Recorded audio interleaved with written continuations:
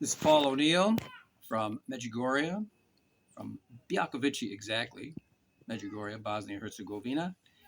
I have been asked by my good friend Alex to explain me. So, I was born in a very large Catholic family in a place called Seattle, Washington, United States of America, mid 1950s. They were very Catholic, very politically active, had all kinds of fun with politics, economics, things that worked then, but certainly don't work now. And I spent a lot of time trying to be, I don't know, Mr. Entrepreneur and make money and this kind of thing after I got out of college. I was married, sadly, for a short while, and then divorced. Have two children. Happy birthday, Sarah. This is your 44th birthday, actually. Good for you. And her brother, Aaron, a year older. And in 1992, 1991, I was working on the Canadian border north of Seattle. I'd been there 5 years trying to develop the foreign trade zones that are there. So companies from all over the world can come to those zones. No duties, no taxes. Nice place to do business. The phone rings one day, and it's some gruff voice telling me, I'm down in the federal building, room 401. Come down here and see me tomorrow, 10 o'clock. I said, well, who are you? He goes, you'll find out then. And I thought, oh, this sounds like fun. The next morning, this is February of 1992. The next morning, I go down to the federal building, room 401, knock on the door. Same gruff voice answers.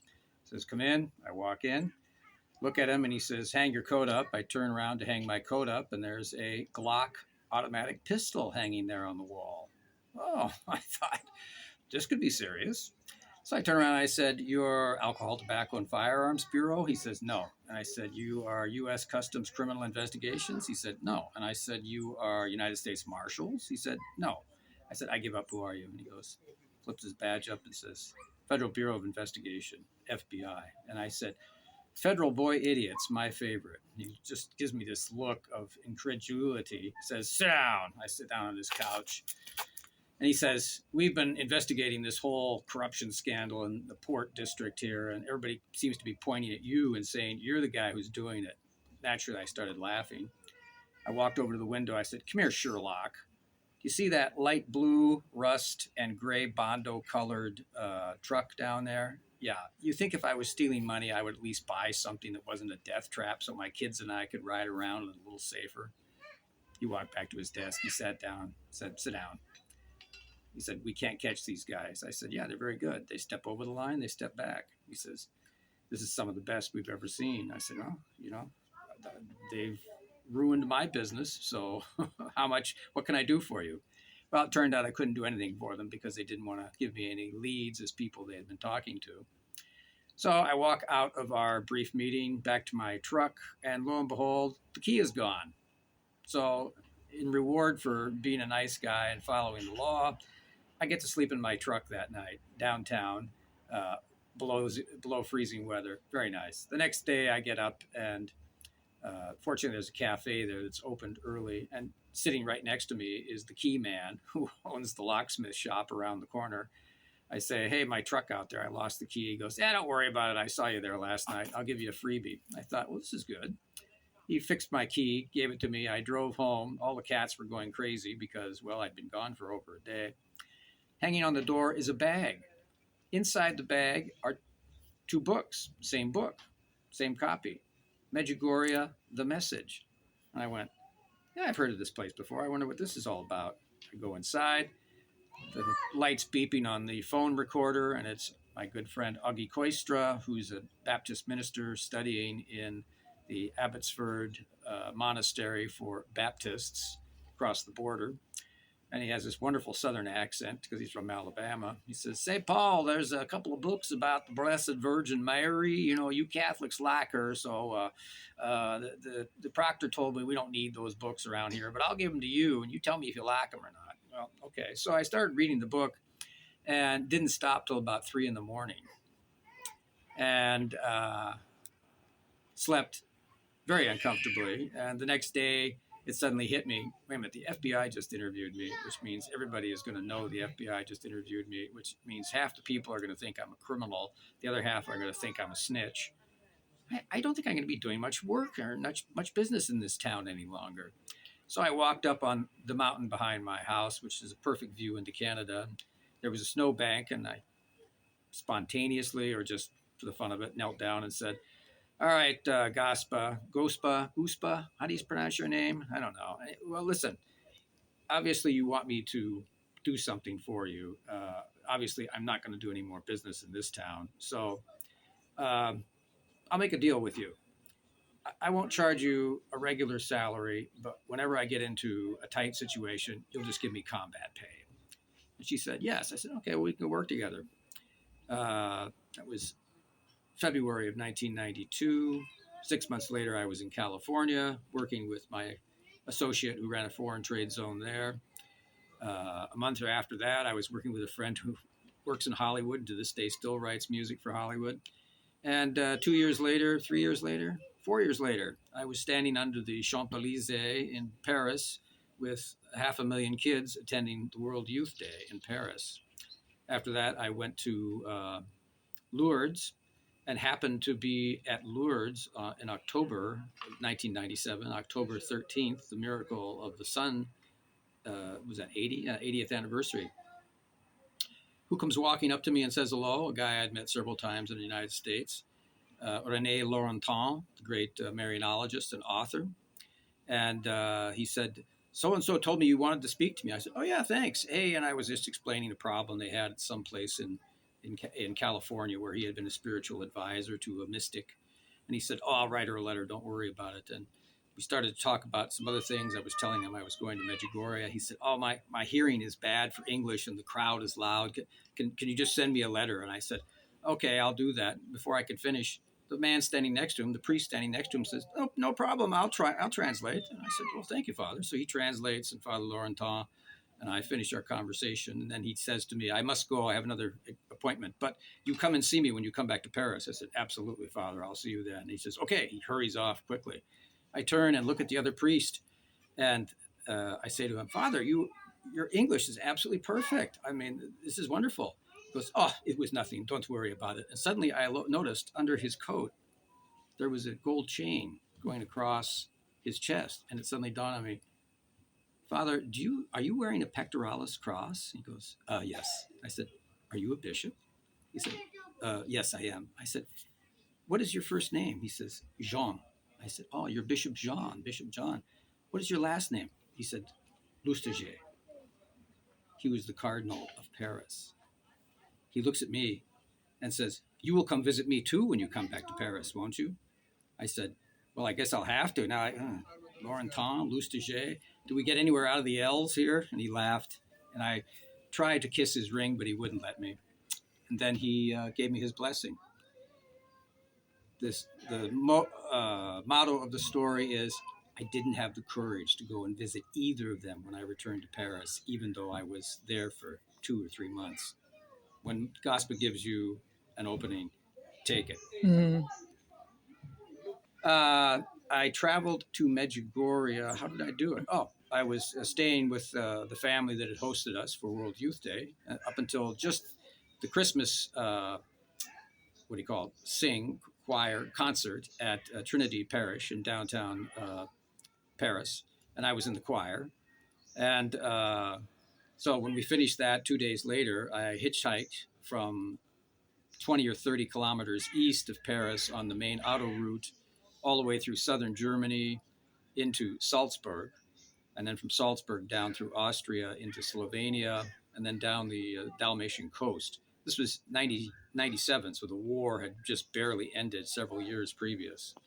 And it was interesting. I got rides from many people who knew about Medjugorje, and they said, "Oh, that's a very interesting place. You'll like it." And some of them said, "No, it's not an interesting place. You won't like it." I mean, there was both.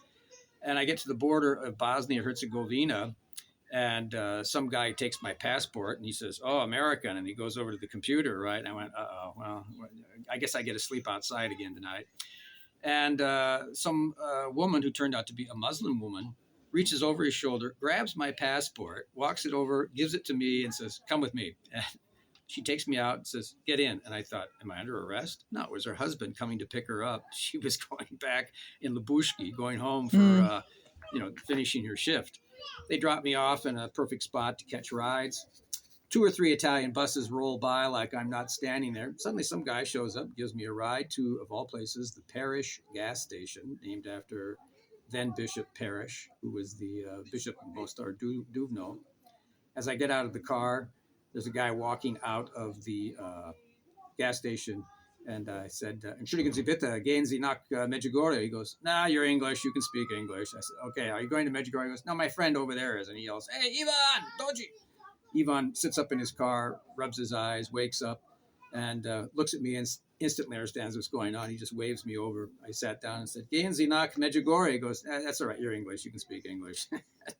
So I'm praying my rosary, and I had just before meeting these guys, I had said, Blessed Mother, you don't want me to finish this rosary sleeping outside again tonight now, do you? Huh? Let's give me a ride here. Well, here I am on my way to Medjugorje. He drops me off in front of the statue. I get out. There was no hedge there, so I could see it right. And I get out, and he says goodbye and drives off. And I turn to look at her and say, ha ha, aren't we funny? There was 3 beads left on my rosary for the night. So every time I go by that statue now, I give her 3 Hail Marys. And that's how that worked out.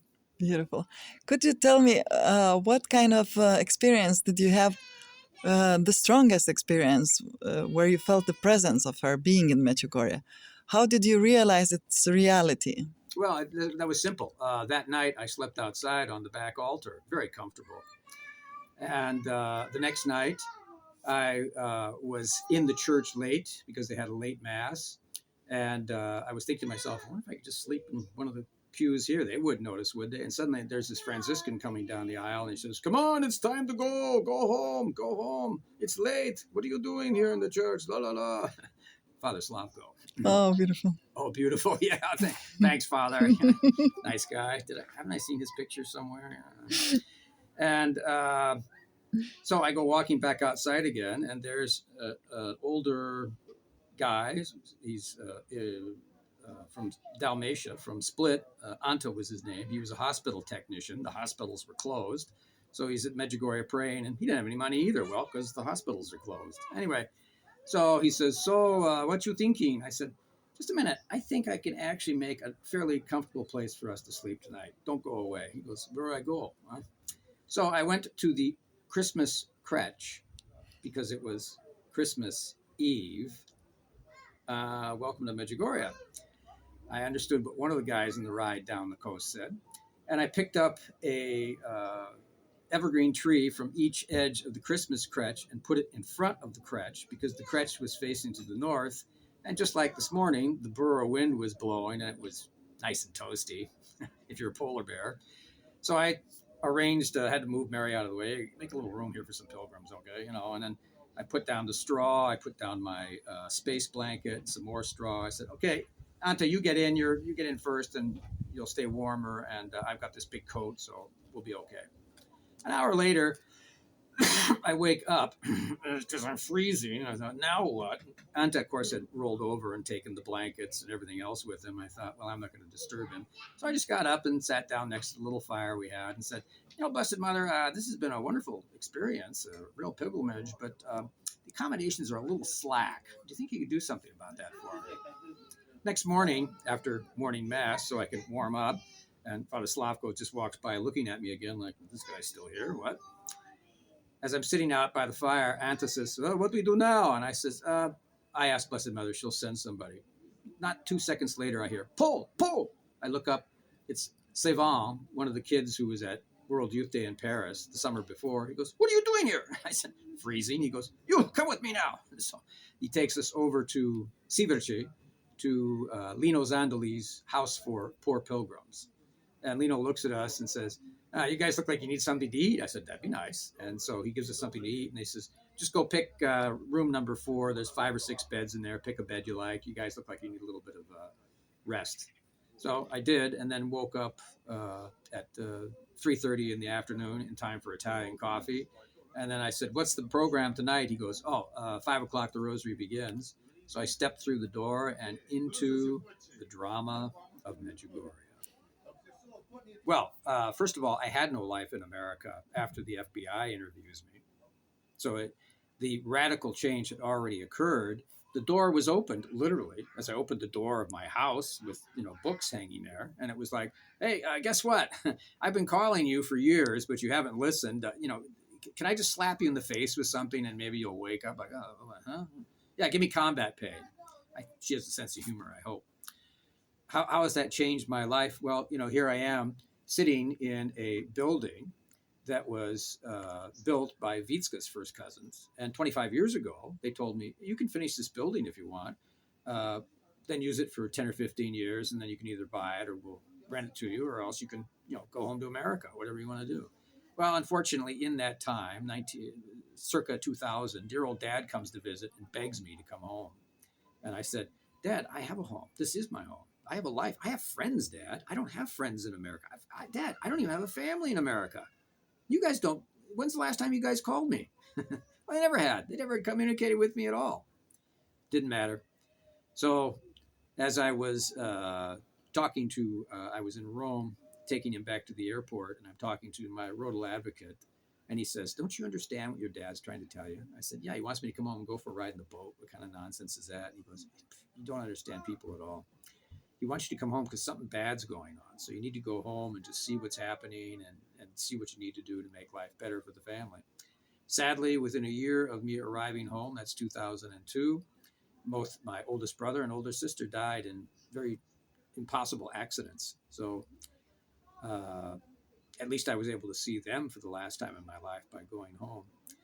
But then for 15 years after that, I tried to, be normal like everybody else. I also tried to be in contact with various Medjugorje groups in the United States, but they weren't open to strangers. Too bad, but that's the way they act.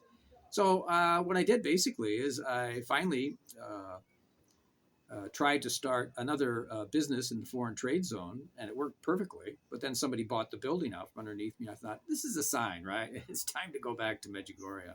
So I moved into the Middle West around Notre Dame University and spent several years there.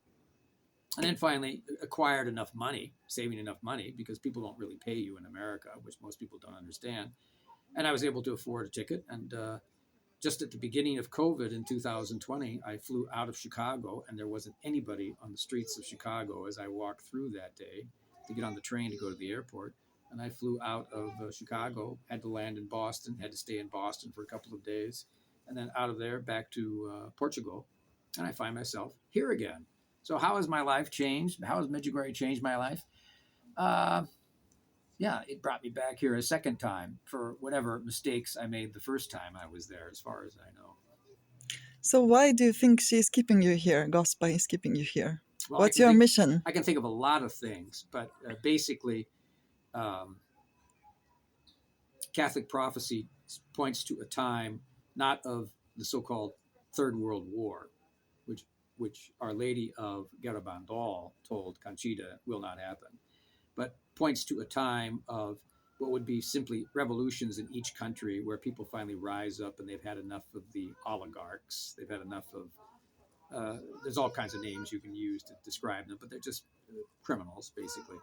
So the question is, does this all have to be really bloody, or else does the rosary make things happen? The Austrians prayed for 6 months to get rid of the Soviet army in 1955, the year before I was born. And poof, one night they just all got in their trucks and they left. It's like, where's the Russians? Nobody knew.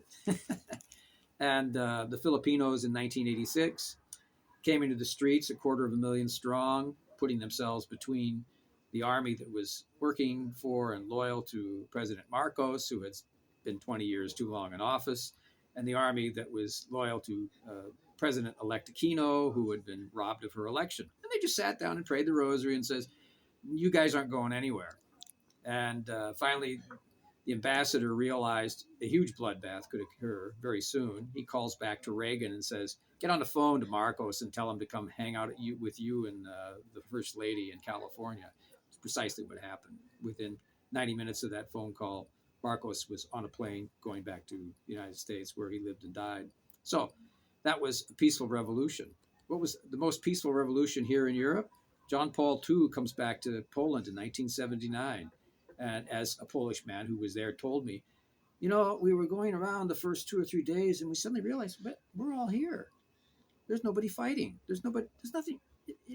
There's no, conflict being made by the communists. Damn it, the communists. They're just a foreign body. They're not even our government. We don't even have to pay attention to them anymore. And I said, good for you, because that's how it can work. What were they all doing? They were all praying the rosary.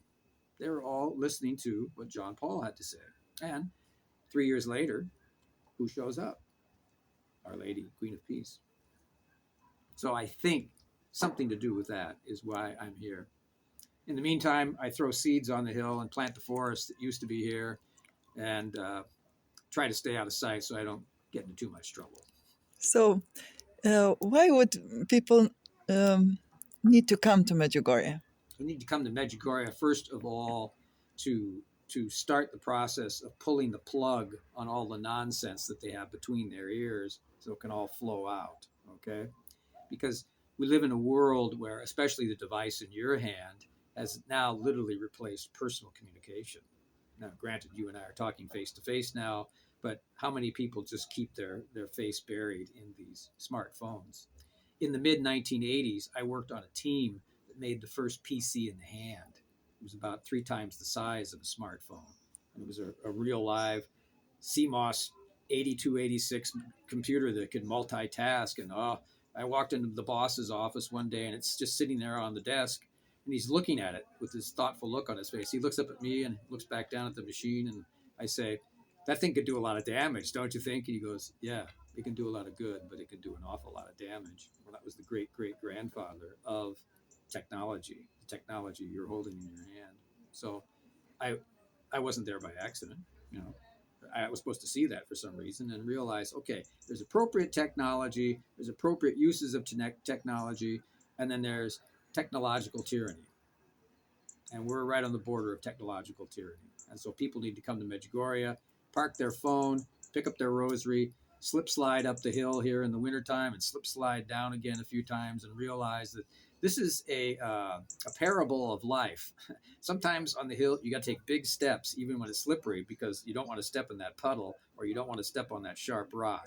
That's life. Sometimes you got to take big steps. So that's what people need to come to Medjugorje to do, to learn to take big and to learn when to take small gospel steps. What would you say to the people who are skeptic? Well, they have every reason to be skeptical. They have uh, the classic critic of Medjugorje is Dr. E. Michael Jones, a man I know well.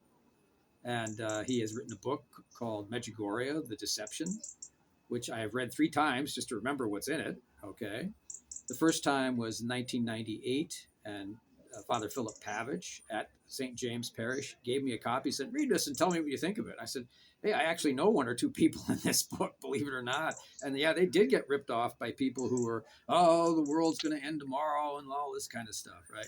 Well, so uh, it's this kind of demonic disorientation that goes on with people in life situations that causes skepticism. uh, they, especially with the supernatural, because everything is very material. That's what we're into now. You know, Also, for example, there, some people say that you should keep your faith private and not to get into the religion that is institutionalized, let's say. What would you say to those? well, then how do you know what's the right religion? How do you know what's the right spirituality? Our Protestant, by the way, they're Protestants. They're not Prod-stants. That word doesn't exist. It's just mispronounced by most of the world. Our Protestant brother and sister Christians believe in sola scriptura, only the Bible, and every one of them has their own personal, what do you call it, definition of what's going on. They have their own personal interpretation of what's going on. So without the properly organized religion, which is the Holy Roman Catholic Church, people can't understand the Bible. They can't understand true spirituality. They fall into New Age spirituality, which is rampant through the world right now, which is nothing more than the ancient Babylonian worship of nature, and particularly worship of man and woman, which is what Semiramis, the granddaughter of the man who built the Babylonian tower, I can't think of his name, Nimrod, his granddaughter created this religion based on Nimrod's teachings, and that's what happens in the world today. So if you want to have the true religion, first you have to come to the Holy Roman Catholic Church because they still have it, even though that's also buried under a lot of nonsense. All right. And then you have to be in a prayer group so that when you pray with people, the Holy Spirit will give you a little ding on the head, like he gave me up in a snowbank somewhere in Canada or on the Canadian border, probably illegally, right? And in that way, then you, first of all, you get a clear soul because you go to confession. You get a clear mind, okay, because now you can think straight, and you get a pure heart. So now you're ready to do something good.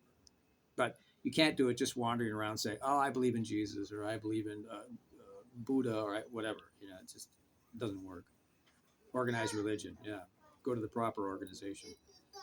There's a man in the United States right now who should be a Roman Catholic, but he isn't. Can you guess who he is? Donald John Trump. His wife's Catholic. His son, Barron, is Catholic. His daughter was Catholic, but she became a Jew. His other children are Catholic, strange enough. So why isn't he? What's your position? On Donald Trump, he's a man of prophecy. So why isn't he a Catholic? Doesn't know any better. But he is a man of prophecy. The last Saturday of February 1999, I walk into the Basilica of the Holy Family in Loreto, Italy. And Don Tonino, who's with me from Rome, looks across the church and says, "Oh, Paolo, l'americana qua, parlato con lui." Hey, there's the American, go talk to him. So I go sit down next to this old man. He's leaning on his walking stick, praying the rosary. And I said, "Buongiorno." And he looks up and goes, "Oh, you're American." I said, "How do you know?" He goes, "Oh, it's the accent."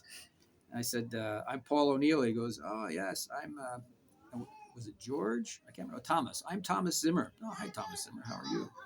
"I'm told you're the American here." He goes, "Oh, yes." And he chitter-chattered about how he'd been in Italy for 10 or 15 years by then, praying for his family in America and just all the problems in the middle of the Clinton administration. And then he said, "I have had a premonition for many years that there is a man who will bring the American people back to God." And I said, "Really? A bishop? No. A priest? No. Cardinal? No. A nun?" He laughs, says, "No." I said, "I give up." He goes, "Believe it or not, this man is the New York real estate playboy, Donald Trump." I looked at him. This is 1999. I looked at him and says, "You are kidding." He goes, "No." He says, "I don't know how he's going to do it. I don't know how it's going to happen, but I have this premonition. He is the man who will bring the American people back to God." I joked with him and said, "Is he going to drive us all so crazy? What, is he going to buy all our houses and get rid of it so we're on the street and then we'll finally start praying? Is that what's going to happen?" So, yeah, Trump is a man of Catholic prophecy because look where he is. And 17 years before he was anywhere except New York building buildings, there was an American monk in Loreto prophesying about him. Anything you would like to give you as, let's say, key message to all those who will be watching? Well, don't pay attention to the warmongers. Don't pay attention to those who say the world's going to end tomorrow. Because, again, Catholic prophecy is very direct about this. The time of mini revolutions, so to speak, or cleansing of various countries of all of the criminal element in the country, where people literally just throw their hands up as they just get these people out of here, right? Some of it, sadly, will be violent, I suppose. Hopefully not any more than is necessary to push them out of the country or into a prison or something like that. But don't pay attention to the warmongers. Don't pay attention to the world is going, to blow up tomorrow.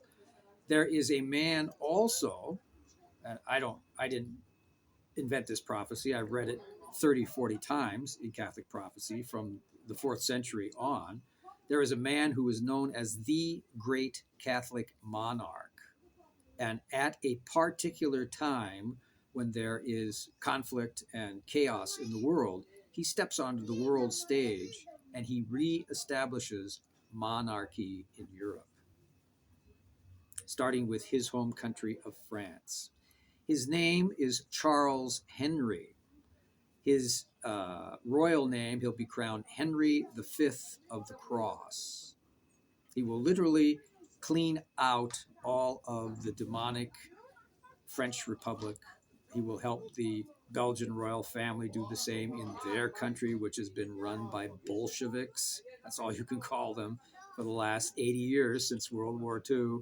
The English, he will help with the same thing. Certainly the Irish. My family, the O'Neills, Irish in Ireland, or the royal family. And this is something that could occur as early as next year, as late as the end of this decade. So don't worry about all this. Oh, we're all going to live in, concentration camps. No, we're not. We're going to pray the rosary. We're going to clean up our neighborhood. Don't just stop with your bedroom. Clean up your neighborhood. Clean up your church. All right. Make sure that the young people who are just marriageable age, the young men, have a place to live of their own. A confraternity house. The young women have a sodality house. The young married couples have a place where they can live, so that you can start Roman Catholic families. There's one in America I'm very familiar with. They have 9 kids. They have real skin in the game, as we used to say, sports wise. And 9 children, wow! And they're just a lovely couple, and their kids are amazing. So that's the kind of future we have for the Holy Roman Catholic Church. You know, throw away the machine in your hand, or turn it off, like I do. I turn mine off at 8 o'clock at night, and don't turn it on again too soon. And just get busy doing stuff like, I got to get busy finishing this building, right? So that's how you see the triumph of Our Lady's heart? Correct. Correct. It is integral. The arrival of the great Catholic monarch, the arrival of the Holy Pope, who Leo may be, except I'm just observing some of the stuff he's doing in the first months of his papacy, and I'm thinking, this is looking a little bit too much like Pope Frank too. Remember Pope Frank, even though he was a good man, Pope Francis, I shouldn't joke about him, and he tried his hardest to do the right things. He was surrounded by a whole mafia of people. And John Paul II once said to the father of one of my friends in America, quote, "If I told what really goes on in here, I'd be gone in 30 minutes. That was back in the 1990s sometime. And the man, the father of my friend, he had been a key aide to some of the highest politicians in America. So he knew exactly what was going on. He knew the whole structure of the so-called New World Order. And in the end, it's all smoke and mirrors. The Filipinos proved it. The Poles proved it. The Austrians proved it. The Argentinians proved it. Lithuanians proved it. Did the Lithuanians do something? Oh, really? Yeah. So, okay, good for the Lithuanians, right? Yeah. So, it's smoke and mirrors. So don't pay attention. The smoke is from Satan, as Pope St. Paul VI once said. From some fissure or another, the smoke of Satan has entered even into the sanctuary of the church. Everybody went, whoops, what's going on? Yeah, that's all it is. And Satan is, a big bugaboo monster, but he has no power. I was walking across St. Peter's one time with the best exorcist in the world, 1999. And I was just in thought, and he looks at me and says, "What are you thinking about, Mr. O'Neill?" And I said, "I'm thinking about how powerful is Satan really after watching you do exorcisms for the last 3 months?" And he stops. He looks down at the paving stones. He says, "Do you see the sand between these paving stones?" I said, "Yes, I do." "Do you see this basilica?" "I do." He says, "Satan's power is less than one of those grains of sand. This basilica is the power of God. You know what to do." I said, "I'll try." Thank you for your beautiful and hopeful sharing. Absolute. We'll do it again. Thank you so much. God bless you. You bet.